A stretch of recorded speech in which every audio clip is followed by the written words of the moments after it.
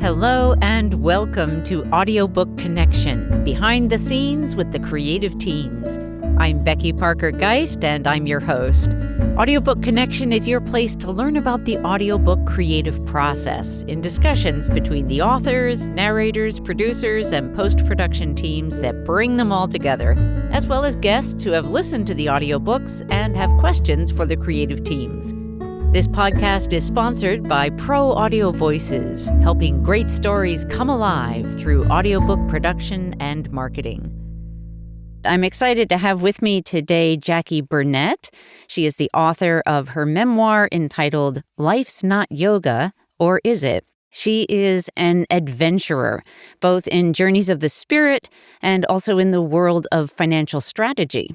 Raised in South Africa, she's qualified in business studies, which has enabled her to help numerous businesses achieve their strategic and financial goals.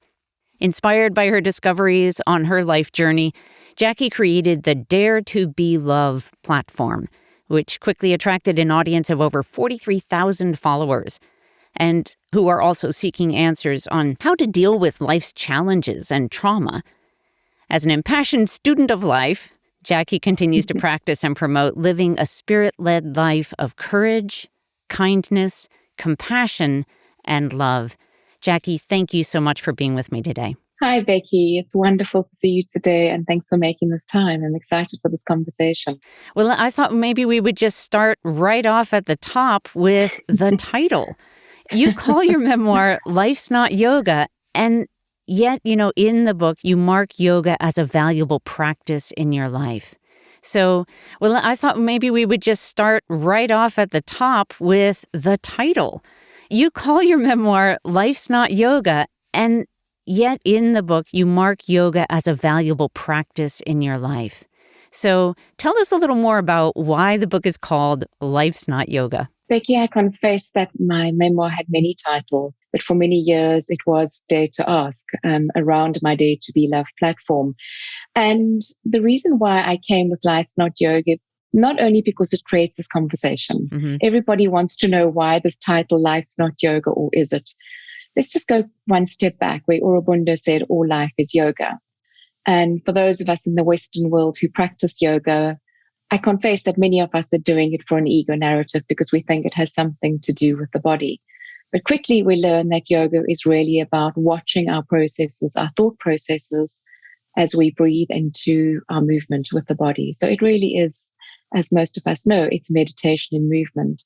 But life is not meditation. Life throws us curveballs. So no different to, when you're in a pose at yoga, and you're looking at yourself in the pose, whether you're feeling uncomfortable or whether you have a conversation about whether you're doing it right or not, or whether you're comparing yourself to someone. Well, that's life. It's what we do.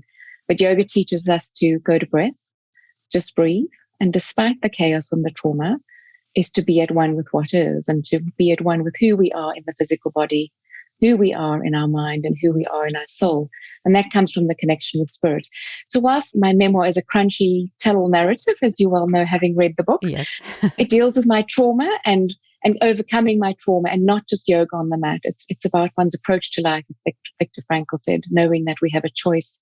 And so it's a play on all of that kind of thinking. Yeah. The philosophical, the theological, the mystical, and the psychological thinking of how we deal with life. Yeah, no, I think it's a great title. It really draws us in. I mean, it certainly did me. It's like, where are we going with that? Even just that title is a great catch. So thank you. Well done on that. I know that your online writing has been around for a few years and has quickly attracted quite a significant following. Tell us, why did you publish a memoir as opposed to a self-help book? Becky, at a very young age, and I talk about that for a moment in the book, I always thought I would be an author in my teens. Mm-hmm. And as a result of my trauma, I disconnected from what I would call my true self, the person that I wanted to be in the world. And so my journey with writing was one that started at a very young age. And when I decided, I think it was in 2002, that I knew that I was going to write, and that I knew I was going to write in the public domain, even though, I was here working in the world of finance, was a finance strategist. What was interesting for me was having to go back to finding myself in that process and, the process of rediscovery. And I always thought originally that I was writing a tell-all story about this shame story that I had with my father.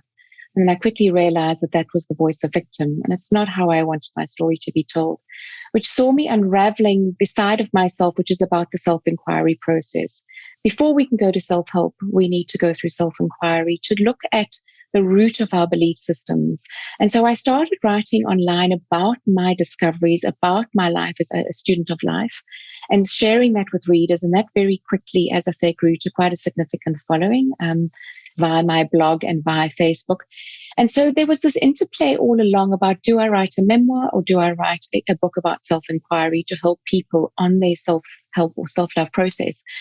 And after talking to a lot of, industry specialists, they felt that the right way to go is, if you want to talk about this work, let the people know who you are. Right. And that wasn't very easy because I had to go back through many layers and actually look at myself and my own damage I was causing to myself as a result of holding on to the belief system of what it meant to be a victim or a survivor.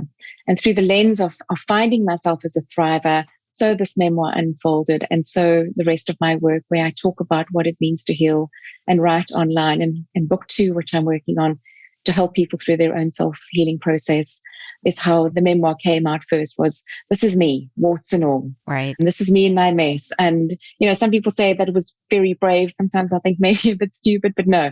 For me, it's very important that we be fully ourselves in front of everyone and not hide behind the masks and the ego projections or even false humility. Yeah. So that's why the memoir was first. This is me. And this is why I'm comfortable to share what I believe is being fed to me to share with the world in terms of this process, by first sharing with the readers, this is me and how I got here. Yeah. I think that it makes sense to me that you would have a large following and quickly, when people are willing to be vulnerable, to share their truth, that is not that, hidden behind that mask. And I know certainly, I would say probably most of us, have that concern, worry, fear about taking that chance of, letting people see us who we really are, what we've been through, and not fearing that we're going to be judged in some negative way. So I think that transparency, that vulnerability is in fact a great strength. And so I want to thank you on behalf of your many followers for being who you truly are, and being willing to share that with everyone. Can I just say, Becky, it remains a challenging journey. It's not something, to be our authentic selves is not easy, because we do live in a world at the moment with such a negative, unkind narrative, which is around shame, guilt, and blame. And I get some very harsh critics out there who have very nasty things to say to me. But what I do is, and this is what the work is about, for every one critic I have 99 people who are enthusiastic about what I'm doing, who support what I'm doing, who feel inspired as a result of the way I've shared as to how they're owning their own story. And it's, what do we focus on? We have a choice of our response. I can feel upset about those people. If they're not yet in a place to be kind, despite their feelings, I'm not going to engage. I'm not going to get caught up in that. And it hasn't been easy. Trust me, as you see in my book, I was capable of being very mean and very judgmental myself. And I catch myself doing it every day. But it's the courage to look within, notice that I'm capable of being as mean as that person, and focus on the 99. I think that's beautiful. Thank you. Thank you for sharing that, because it's good to keep it all in mind, right? Yeah.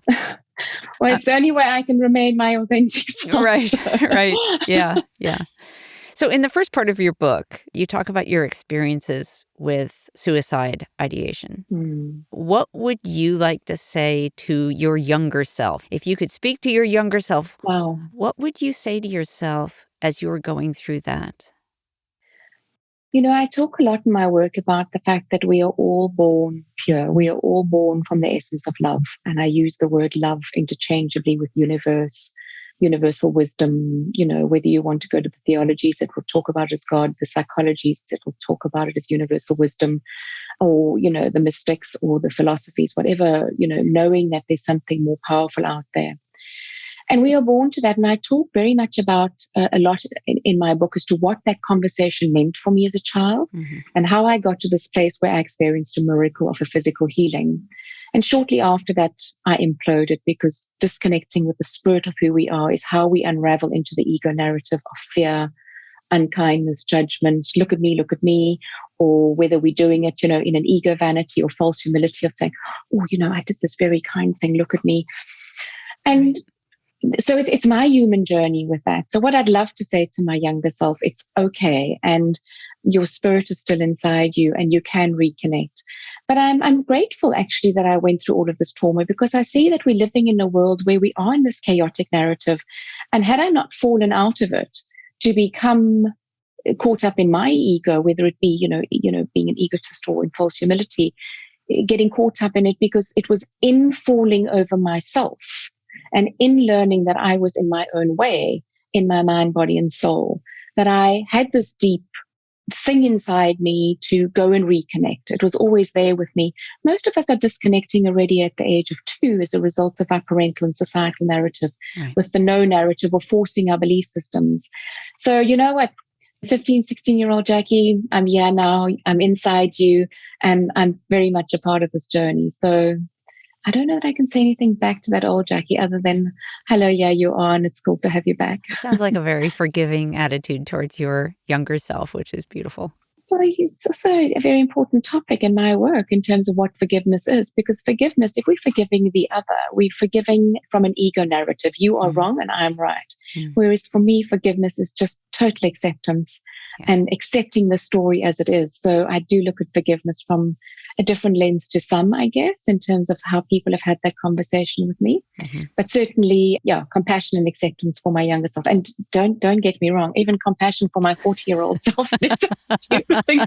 And my 30-year-old self and my 20-year-old Right. self. Yes, indeed. That's great. A lot of them. Yeah.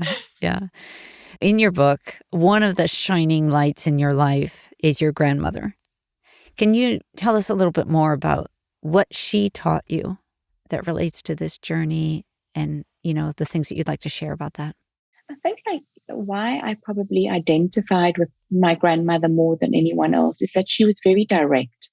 And for me, honesty has always been such an important thing. And part of me falling over was just because I wasn't being honest with people and I wasn't being honest with myself as to who I am. So there was something about my grandmother. Oh man, she could throw out some punches, but it was her honest perspective on how she was viewing something. And I've always admired honesty. I do realize that through my journey, it's unkindness. She was never unkind, even if she was direct. And that's what I love about my 2 best friends is that I can go to them. And sometimes it feels like a body blow when I ask them to be honest with me. In fact, I was up at 5 o'clock this morning. I woke up, I was chatting to Amanda, who lives in Boulder, Colorado. And man, that girl gave me a punch I didn't really want. But I knew that was in me. And it's why I took it to her, because I had the confidence for her to mirror it back. And it's in that courage that I found where I can be my authentic, messy self. And I could put my messy thoughts in front of her.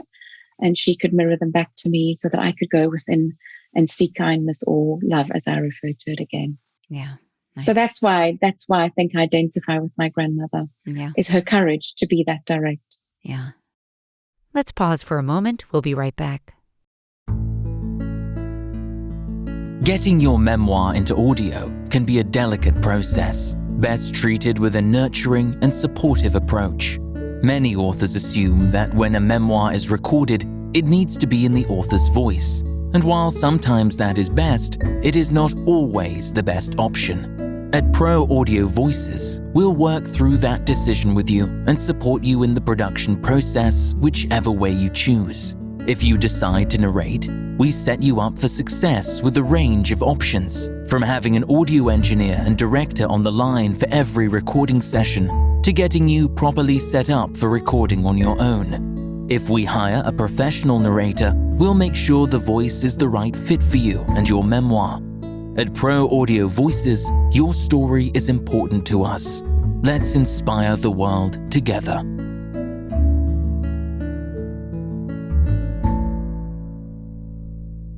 I want to take a sort of almost a side path, but really talking more about your family relationships. And that is, early on, when we were in the casting process for the audiobook edition of your book, you shared how important it was to find a narrator who could do the voices of your parents justice. So I would love to hear more about what was important to you about that and then how you felt that turned out. So what I realized is when we read, we stroke so much of our own voices onto the characters. And we all know that. And we don't realize that we necessarily get caught up in that at a time. So how often have we not read a book and then we see the movie and they say the book did not live up to my expectations? So whilst in the very end of the book, I have my acknowledgements at the end, I talk to the journey a little bit about with my mother and my father, which, my father and I never healed the combined wound. My third book, actually, I'd love to write the book about my mother's voice. So what was important for me is a lot of people might have get angry with my mother at times because they felt my mother was absent and not available for me. Well, it was my mother who herself apologized for that one day. And in seeing herself that she could say that. And so I didn't want her to come across as just the victim. I wanted her to come across as this gentle person who was doing the best she could. Likewise, my father, it's very easy. Some people read between the lines that my father was quite creepy. My father was messed up, definitely. My father, according to my mother and I, when we looked at it later, fear that he might have suffered from something bipolar. Whatever our opinion or perspective was, yes, he had quite an unkind, aggressive narrative. He was easily triggered. He was particularly unkind when he drank. I, would have described him as a binge drinker based on his behavior. But I've seen myself being unkind when I'm triggered. I've seen myself, maybe not necessarily being myself I'm not really a drinker, but when I've had a drink. And so I wanted people to feel, because I talk about the fact that I loved him and I didn't want him to be creepy. I just wanted him to be, as I would maybe feel about him at the time, that I didn't like him much, that he wasn't resonating or landing with me. And I wanted that feeling to come through. And so that's why it was very important for me. And I know, and even when I listened to some of the auditions, because I made them do readings, I'd sit with the whole group and I gave it out to friends and said, Dad, your dad sounds creepy. It's not how we remember him. Well, he wasn't creepy. He was just messed up and confused and did some stupid things. So yeah, that was important for me for those reasons. I think that as I have a mentor who has said, how often do we get up in the morning and we decide, oh, I'm going to be my less than my best self today? We're all just like doing the best that we can in each moment, and I find that it sounds, similar to what you're expressing there. I had an amazing experience. I'm going to interrupt you. When I was studying in San Francisco, and I was given a book to read. And in that book, it suggested when you wake up in the morning, can you notice your first thought? Well, oh my word, you have no idea how hard that is, because you don't realize by the time you think, what am I thinking? You're already on, we have 60,000 thoughts a day. You're probably on thought 1,000. And I write a poem about, I believe for myself, the first time I caught that first thought was very much an awakened moment for me. And in realizing what that thought is, we don't realize how much of that energy we carry into a day based on those first thoughts. It might have come from a dream that upset us. It could have come from a dream that made us angry in our subconscious, or it could have come from something that was pleasurable. So we jump out of bed with a good mood, or we don't even realize we carry a bad mood into the day. And so I try to look for that first thought. And once I'm aware that I have these thoughts, I do what is called a prayer for love. I consciously go and I ask for the wisdom, grace, and courage for my mind to be filled with loving thoughts for self and all others. And then I go to my soul in terms, I ask for the wisdom, grace, and courage for my soul to speak kind, loving words for self and all others. I go to the body of my being and I ask for the wisdom and grace and courage for my behaviors to be loving and kind for self and all others. And then I, go to the spirit of who I am and I ask for the wisdom and grace and courage for everything that I believe in the day to be infused with love, so that everything I think, say, and do can manifest love in the miracle. And then I bow out to the student and teacher in me and the student and teacher in every other human being. And Becky, I still mess it up 100 times a day. That suggests that you're human. I still sometimes say things exactly.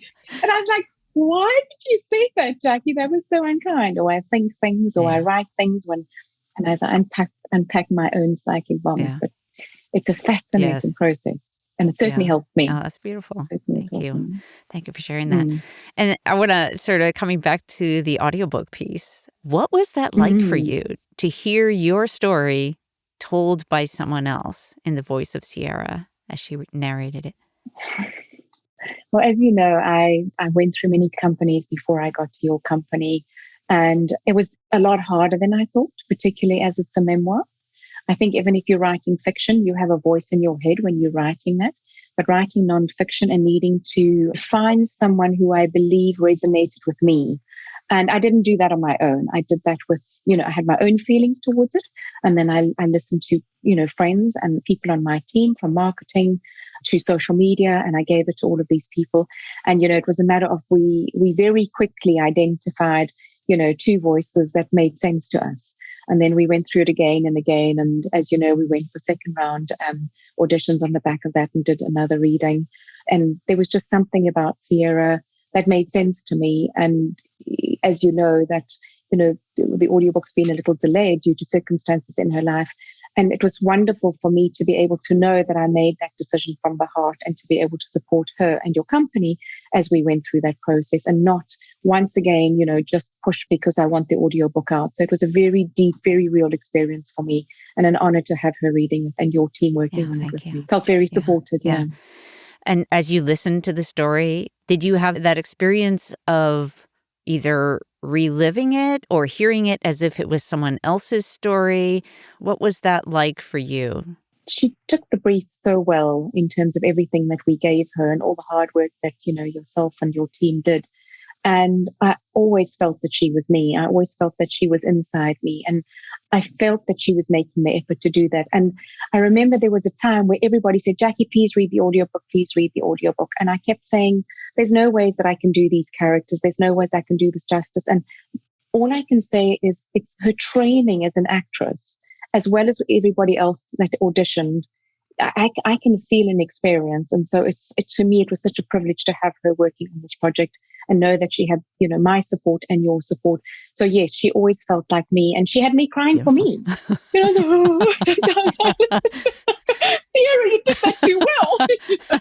And I had to stop myself and come back. So yeah, I think she did a good job at being Jacqui. Yeah. And I had someone else, listen to it with me, in terms of our first round of editing. And, so it wasn't just my perspective. Yeah, I was going to ask, did you find it hard to listen to your story? Or sort of taking it from the level of just, listening to it in someone else's voice, but actually to hear your story told? Oh, interesting. Every time I've read this manuscript 100 times through editing, through after it was published, through working with editors, listening it to the audiobook.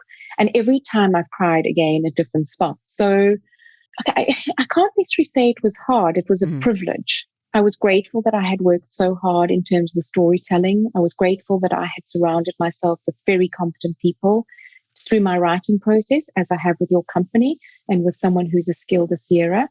So there were moments that were very hard, and there were moments that were very joyful. And there was something about the listening that hoped my mom and dad were listening, and I sort of invited them along, and I said, look how what an amazing job we've done at bringing our message to the world in terms of healing, because I don't believe we die. I believe we live on.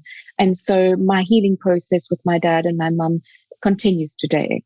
And into, whatever form they come back in or don't come back, it's an ongoing process, because the spirit never dies. Yeah. Coming into the more about the content, so you talk publicly about recurring PTSD and its effect on mental and physical health.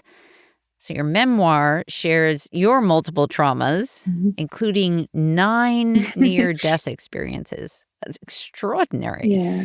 Can you share with us some of your healing journey beyond what you share in your memoir? Well, getting to the end of my memoir and realizing that I was so untethered and trying to figure out what it meant. So in some ways, the end of my memoir is in some ways the beginning of my healing journey as an integrated individual. So whilst I was always going through healing process and healing modalities, I didn't know what it really meant to work on my body, on my mind, on my soul, and on my spirit.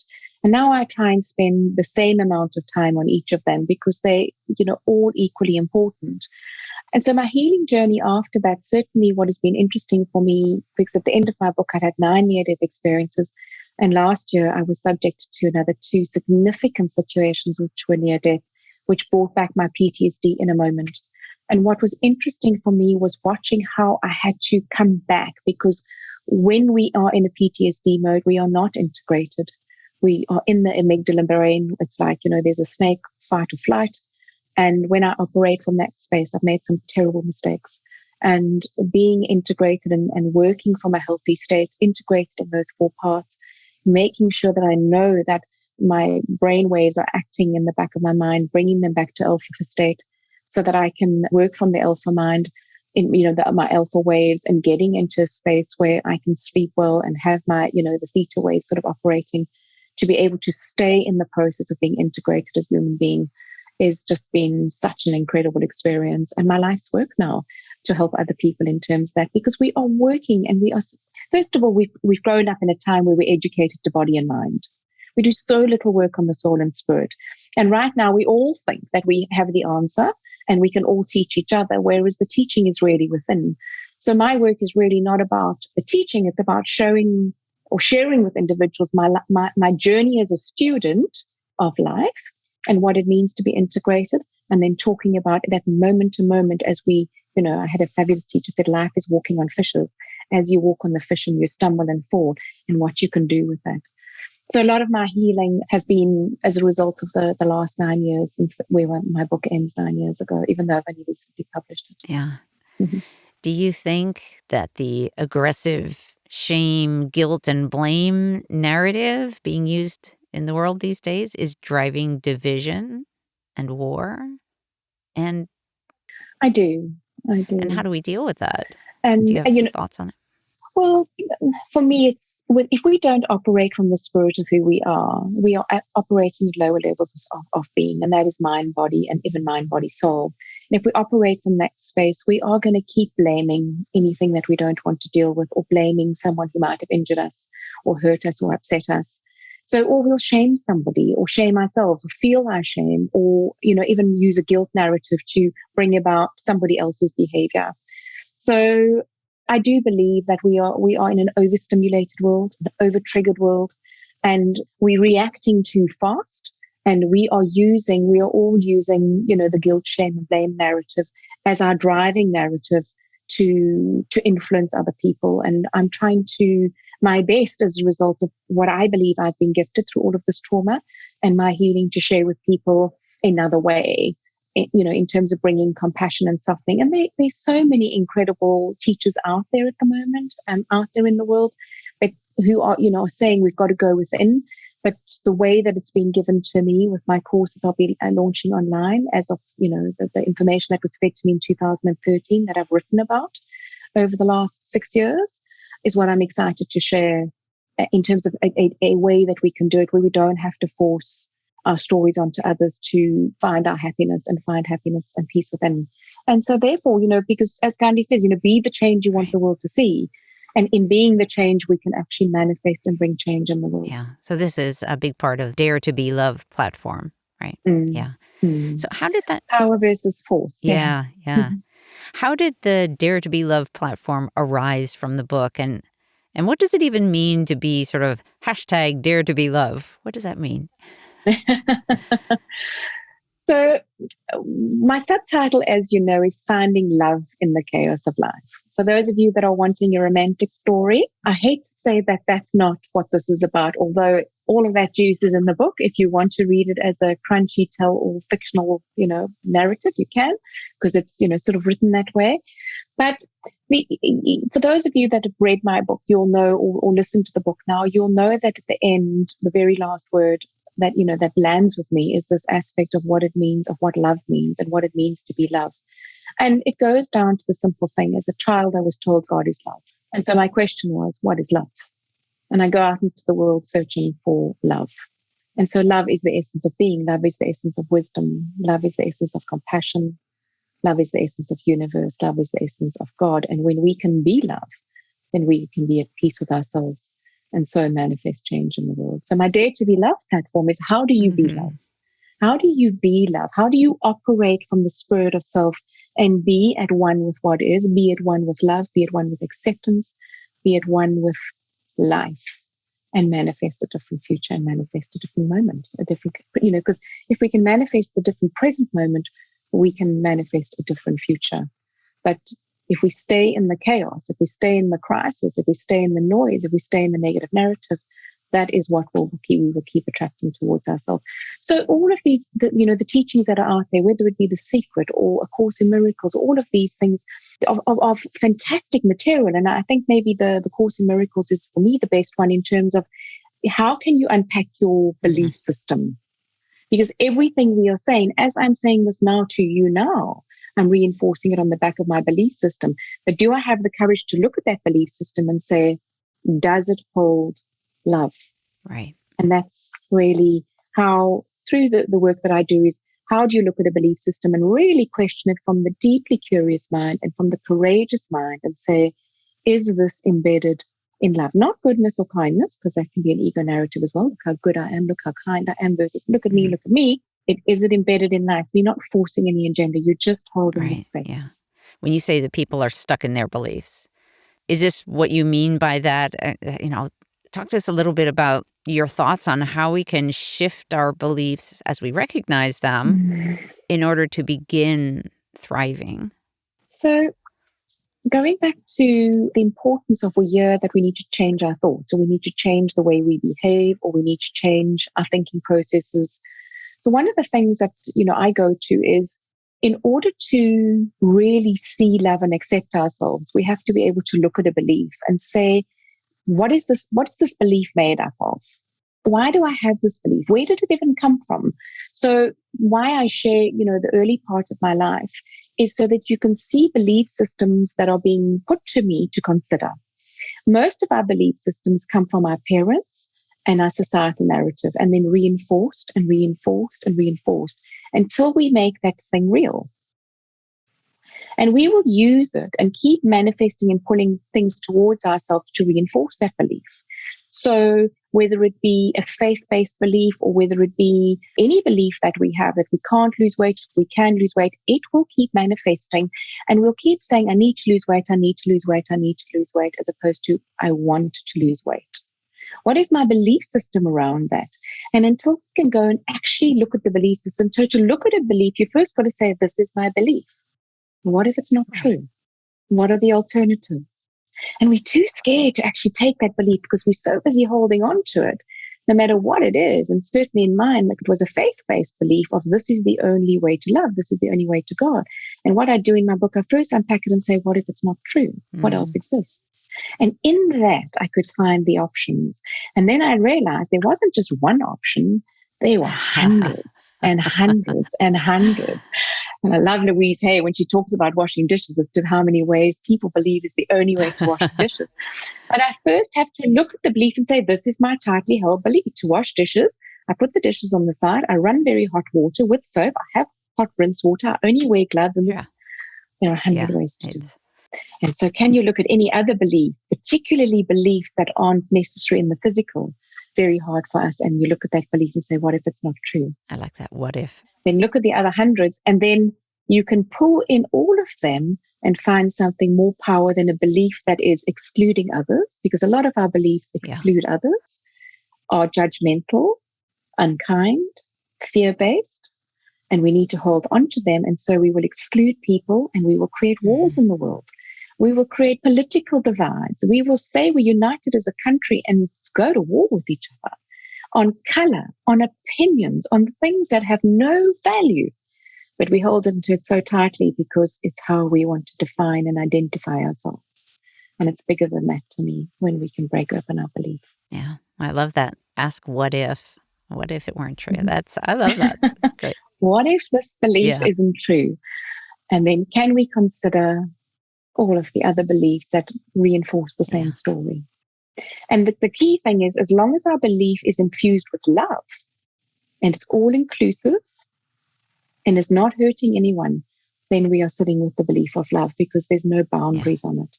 But as soon as we have a belief that wants to impart or hurt somebody else, or then we're not at one with love. So we're not at one with God.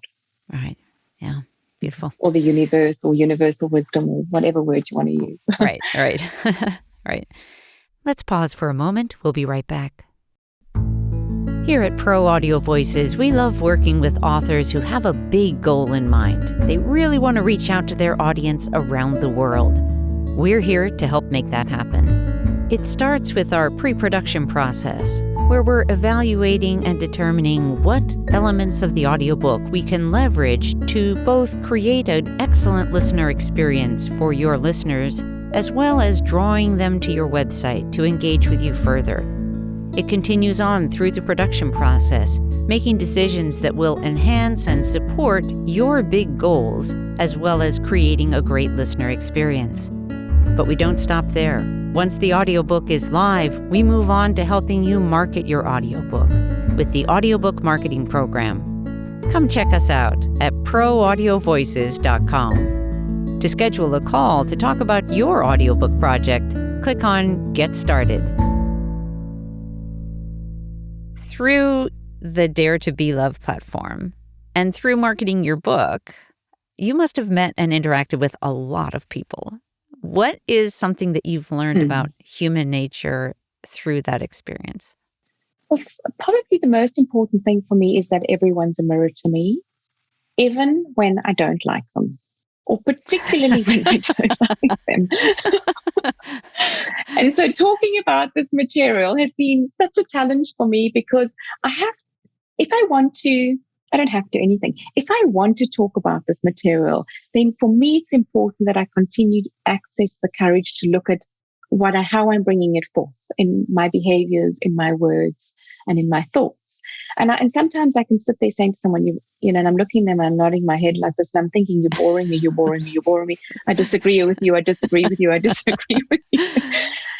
I've met people who immediately the message resonates with, because their spirits are so open, and they're deeply curious about the content, and they're deeply curious about what this means, and want to share the message from their own perspective, because it always is from our own perspective.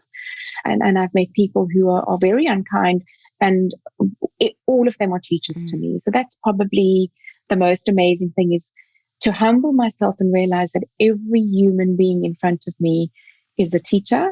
And in that moment, finding the courage to be student and surrender to love. That is a real lesson right there, I think, for us all to hold to, is looking at everything, especially those challenging ones that we want to dismiss or reject, but being able to accept them with compassion and to step into the possibility of them being a teaching moment or a teaching experience. Someone, beautiful. For me, yes. Yeah. Would you like to tell us a little bit more about sort of that full journey of writing Life's Not Yoga? Mm-hmm. When did you start? What inspired sharing this vulnerable story? I started writing actually in my teens. I felt strongly I had this desire, this craving, this thing inside of me, and I shut that down. And then over the years, I would always, and I still do that every day, I'll pick up my phone and I'll record a note. I used to have a dictaphone, or I write something down. But in 2002, things were changing in my life. I had a terrible bout of chronic fatigue. And in that experience of going back to some Eastern modalities, I've always been involved somehow with Eastern philosophies, whether it be judo or karate or Tai Chi. And I was doing a lot of Tai Chi at that time. And I was opening up my chakras, I think, and I was looking and questioning again. I was questioning a lot of my thought processes, questioning a lot of why I was doing what I was doing. Also because I had a great therapist at that stage and a great doctor who was helping me realize that my chronic fatigue and my chronic fibromyalgia that I was having was coming from the unexplained. And I wanted an explanation. I wanted a pull, and they couldn't give me one. And it was actually in 2002 that I approached my father to say that I was going to write the book. And I wanted to let him know that part of me writing was to share the secret that we were carrying, the secret shame that we had. And what was hard for me was sharing that with him. And, in the book, I share his view on that. And it was an unfolding of layers. And then something happened. My husband literally had an emotional breakdown and a nasty court case that ensued with one of the world's leading accounting firms, and being bullied again and threatened again and wanting to protect the person I love the most sort of brought up all of this anger again for me. And then I started writing that book because I wanted justice. I wanted them to suffer. And the idea of wanting my father to suffer and wanting this big corporate to suffer is how this story unfolded, where I kept going deeper and deeper, not understanding the pain that I was suffering. I then started having, literally seizures with debilitating migraines that had me in and out of hospital. And all of this was as a result of my own internal pain. And how did I manifest and cure myself from all of these things? Was unpacking my stories, and part of it was writing. I first had to write that first book, which I talk about in the book, is I had to get out my ugly. I had to look at it and go, whoa, this is not a good book. It's a very angry book, Jacqui. As I did with Amanda last night, I sent her something I wanted to say to someone. She said, "Ooh, sister, not cool." But I had the courage to take my untethered, messy self out of me, not react to it, as Frankel says, it's the moment of choice, and put it in front of someone who I trust and respect to hold my mess for me. And so my book went through these transitions to telling the story as it is now. Yeah. So your writing really was a big part of your healing journey, it sounds like. Very much so. Yeah. And it's why I still write even when I want to say something, when I'm upset or angry with someone, because I'm human. I have all of those things. Yeah. My mother used to say to me, "How do you do it?" I said, "Mommy, I still have a lot of chaos in you." She said, "You're so calm these days." I said, "You're not sitting inside the head going, breathe. And I still get it wrong. But it was very much a part of my healing process. And also my mother reading the book and sharing with me her view on it was very, very powerful for me.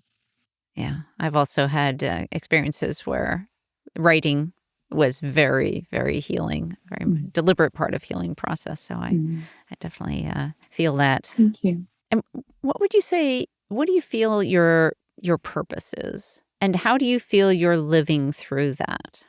Becky, considering the fact that, we pitch up in a physical world, I believed at 16 when I had that first healing that my purpose was to share that and what it means to fully heal from a physical ailment. So whether we look at the work of, A Course in Miracles, Brandon Bayes, The Journey, all of these people who have spoken to, and there are hundreds of people out there who have manifested a miracle, a physical miracle. I don't doubt anymore the importance of sharing my journey and the healing process, and another way of being able to do it by helping people sit with their deep questions. I'm not going to ever profess that I can heal anyone.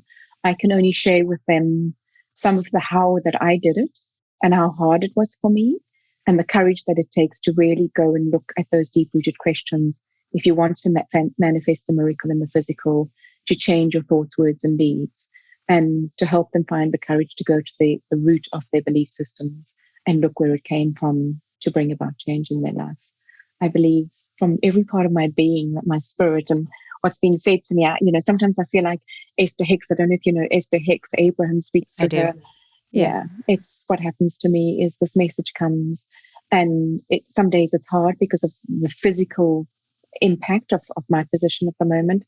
And then when I sit down, and yesterday my partner came and I looked at him and I said, I really think I'm the luckiest person in the world that I get to do this work. And so whenever I'm in the work and I'm in the present moment, there's no doubt in my mind. And as I sit with you this moment, there's a bit of shyness, me talking about it, trying to earn it still. But there's also this excitement that, as Jung says, universal wisdom is available to all of us. I'm grateful that my trauma brought me to the place where I had to be silent to listen to it. Beautiful. Just beautiful. Thank you. I want to ask you just a couple more questions about the audiobook process. I remember when, actually this is maybe more about the writing, but I remember when I first looked at your manuscript before we were just figuring things out, and reading those first paragraphs about, how growing up in white small town apartheid in South Africa was nice. And I remember at that moment, I felt startled, that made me a little nervous. Sort of there was an edge. I was like, where are we going? Where are we going with this? And then, of course, continuing on and really getting into the meat of the story or, of learning more about your journey. Can you tell us about how you chose to approach the start of the story? Whew. Sure. There's many layers to that. So I talk about that this is my, I had manuscripts before this, and my manuscript at times was, where I am in the mountains at 45, looking back at my past, or sharing some of my past, my childhood, and then going into, where I fast forward into current day. That wasn't easy, and I seeked opinion from many, many people. One of the things that, everybody said, whether you like it or not, that first paragraph will either make people continue to read or stop reading. And my book triggers everyone. I haven't had a person that I know of from readers that haven't said to me, wow, this book was triggering at times. I've had people who loved part 1, hated part 2, loved part 2, hated part 1. You can't influence how the reader is going to experience it. But what we did do is we worked through that first page and that first paragraph. If I rewrote the manuscript 100 times, probably that paragraph 1,000 times. I'm sure I'm exaggerating. But yes, it is triggering. And, that's, it is very early on. It actually says, growing up in the 60s and 70s in South Africa. And it's setting for the reader the fact of what we only know what we're surrounded by. And so if you're not going to open your mind in the first chapter to that, then in the first paragraph to that or the first part of that, then how do we even look at our current world today? Then my question is the courage to go deeper, because I think people who really resonate with my book see the book as the mirror. And before you get to read that chapter, there's a poem.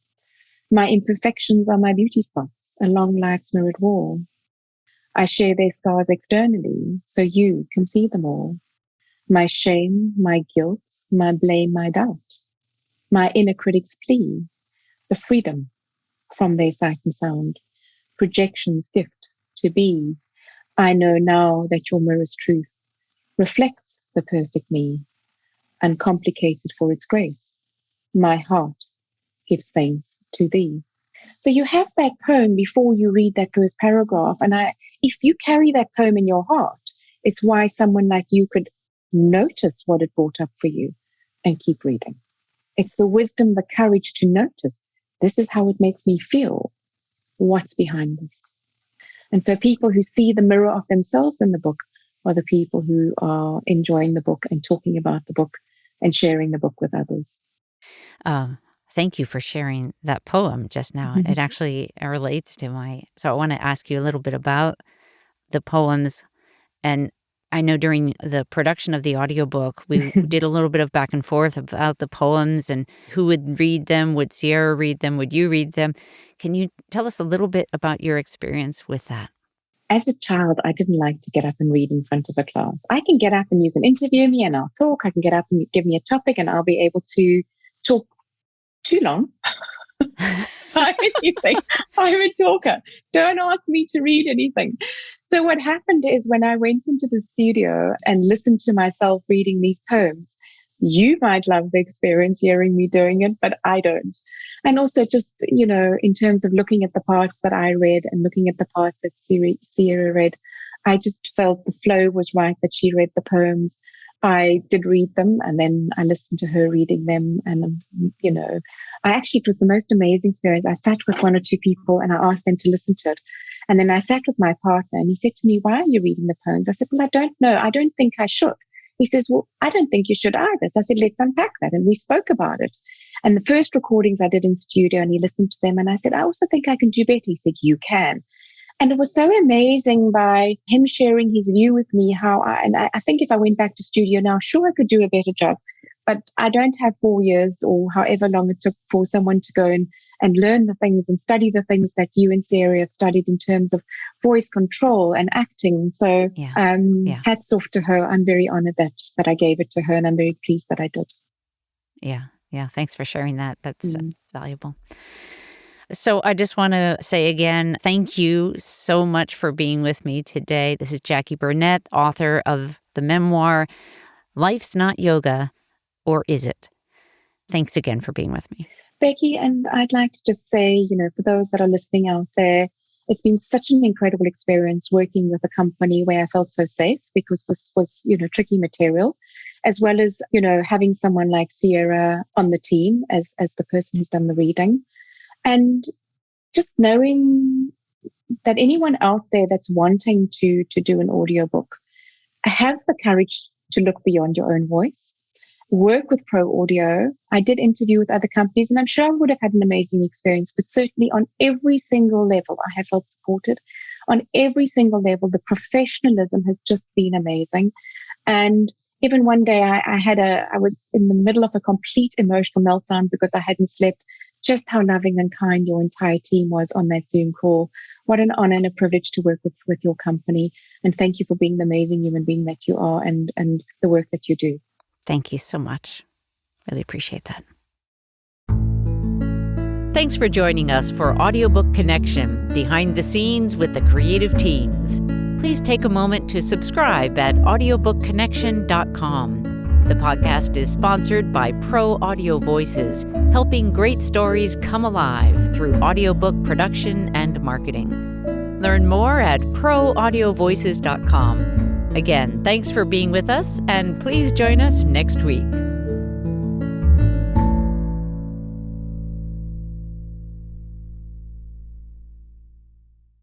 This podcast is a part of the C-Suite Radio Network. For more top business podcasts, visit c-suiteradio.com.